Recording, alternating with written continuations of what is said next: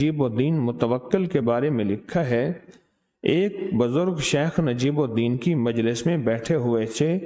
کسی نے مجلس میں کھڑے ہو کر حضرت کی خدمت میں عرض کیا کہ ایک مرتبہ سورۃ فاتحہ اور سورۃ اخلاص اس نیت سے پڑھے اور کہے کہ میں قاضی مقرر ہو جاؤں۔ اس پر شیخ متوکل نے خاموشی اختیار کی۔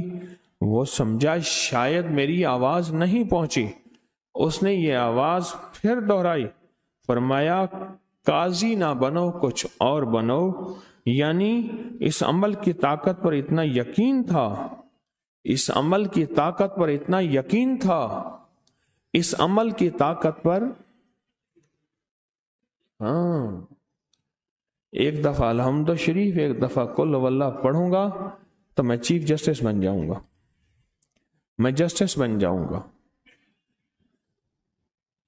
اس عمل کی طاقت پر اتنا یقین تھا، بس اصل بات یقین کی ہے۔ عمل، پھر عمل کے ساتھ عمل کا یقین، اور اس پہ قدرت کاملہ کے 100% فیصلے۔